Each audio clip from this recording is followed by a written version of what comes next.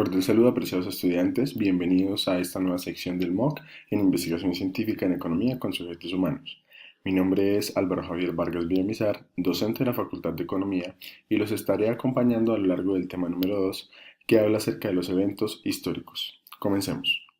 Dentro del contenido tenemos los siguientes. Primero, realizar o revisar los objetivos y principios de la protección de sujetos humanos en investigación. Siguiente, haremos una descripción, una pequeña revisión acerca de los crímenes de guerra cometidos por médicos nazis en el marco de la Segunda Guerra Mundial a mediados del siglo XX. También revisaremos el estudio de sífilis que se realizó en la ciudad de Tuskegee en los Estados Unidos hacia los años 30, y por último entonces mostraremos cuáles fueron los resultados importantes que se dieron en términos de regulación a raíz de todos estos acontecimientos históricos. Bueno, entonces empecemos con los objetivos y los principios. ¿Cuál es el objetivo de la investigación con sujetos humanos en economía? Particularmente sería generar conocimiento acerca de la toma de decisiones. ¿De quiénes? De agentes. En economía, generalmente, a raíz de todo el marco teórico neoclásico, se asumía anteriormente que las personas tomaban decisiones completamente racionales. O dentro de los modelos de estudio se asumía racionalidad perfecta y digamos que de alguna manera se ha logrado evidenciar en los últimos años que la gente no posee racionalidad perfecta, es decir, la gente de a pie, la gente de calle, las personas que conforman la sociedad no toman decisiones totalmente racionales. Entonces digamos que ese es el objetivo principal de la investigación en economía con sujetos humanos.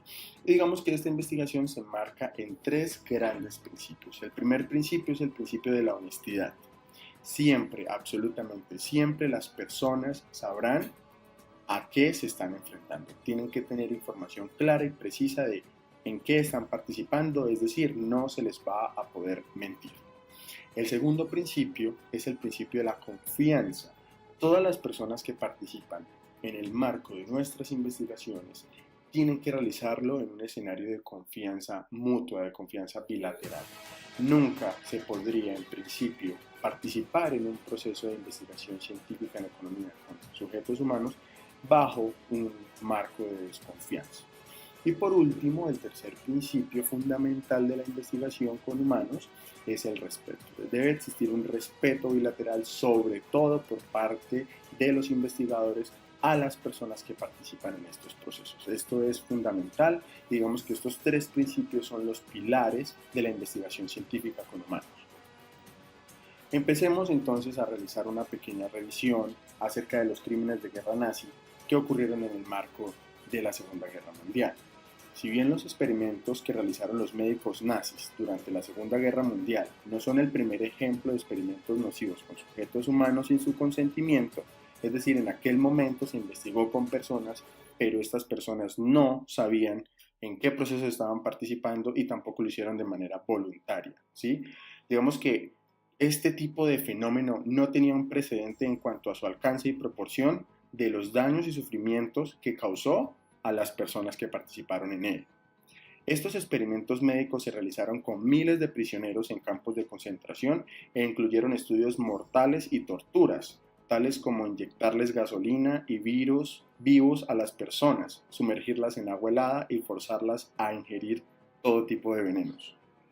En diciembre de 1946, el Tribunal de Crímenes de Guerra de Nuremberg acusó a 20 médicos y 3 administradores por su participación voluntaria en la tortura sistemática, la mutilación y la matanza de prisioneros durante los experimentos.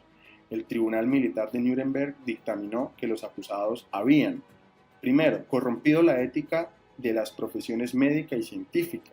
Segundo, violado reiterada y deliberadamente los derechos de los sujetos humanos. Las acciones de estos acusados se condenaron como crímenes contra la humanidad. Se encontró culpable y se encarceló a 16 de los 23 médicos y administradores y se condenó a la muerte de otros 7. Con base en esto que les acabo de presentar, se creó algo llamado, que se conoce como el Código de Nuremberg. Digamos que este código presenta 10 puntos fundamentales que se tienen que cumplir a la hora de realizar investigaciones científicas con humanos. Ya sabemos acá que estamos hablando de investigaciones particularmente en economía. Entonces el El primer punto de ese código nos dice que es absolutamente esencial que el sujeto humano otorgue consentimiento voluntario.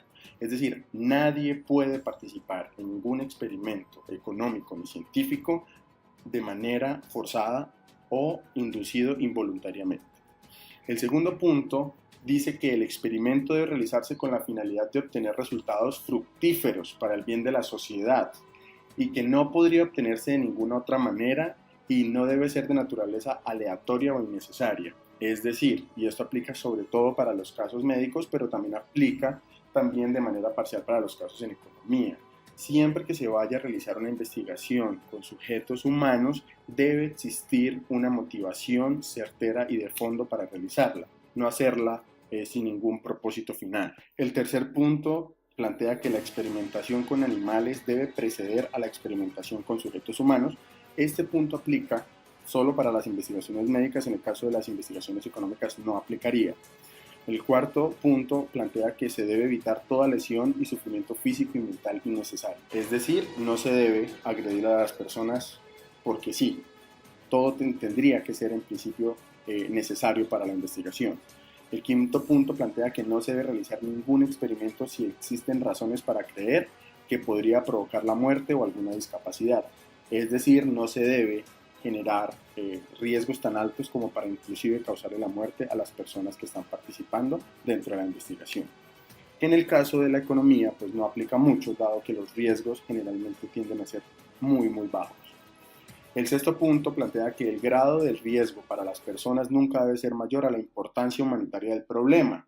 Es decir, necesitamos buscar la solución a X o Y problema, y digamos que el riesgo que las personas en el riesgo en que las personas van a incurrir en ese proceso investigativo no debería superar la importancia de resolverlo.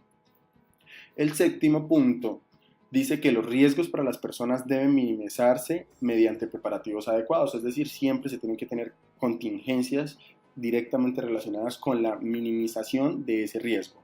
El octavo punto dice que los experimentos deben ser realizados solo por investigadores científicamente calificados. Como les decía inicialmente, las personas que realizan este tipo de investigaciones son personas que tienen un acervo de capital humano muy grande para poder controlar todos los protocolos y poder disminuir los riesgos de las personas que van a participar.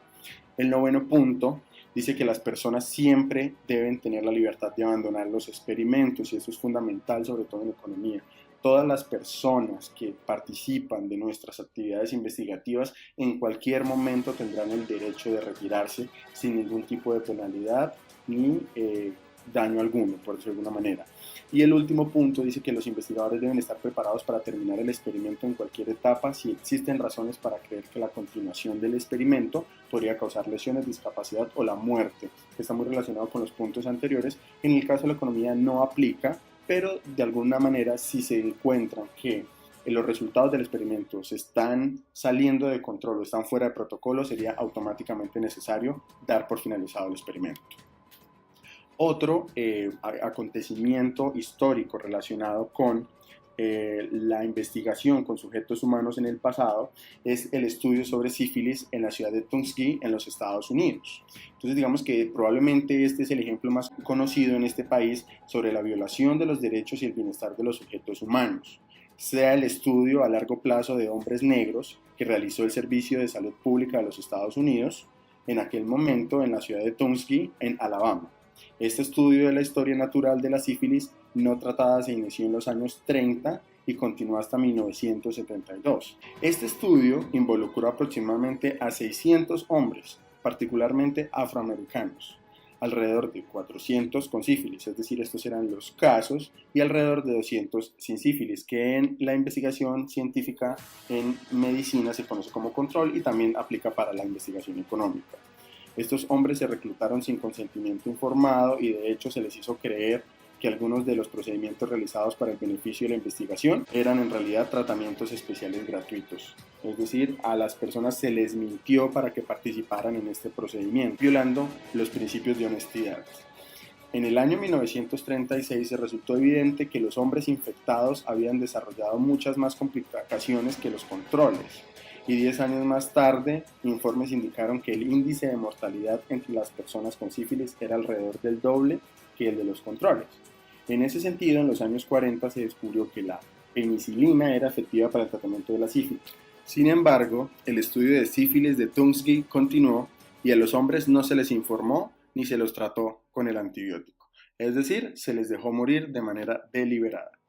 Con base en estos acontecimientos históricos que se presentaron anteriormente, hubo una serie de resultados que voy a mostrar acá y son los resultados más importantes. El primero es el Código Nuremberg, que se promulgó en 1947 a raíz de todos los crímenes de guerra nazi que se observaron en los tribunales de los juicios de Nuremberg.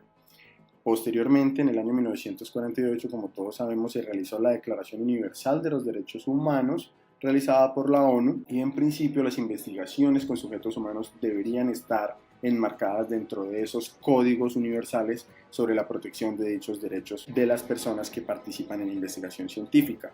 También en los Estados Unidos, en el año 1974, se promulgó la Ley Nacional de Investigación para evitar toda esa serie de procedimientos que se realizaron en la investigación con sífilis en la ciudad de Tuskegee y proteger a las personas que participaran en nuevas investigaciones hacia futuro.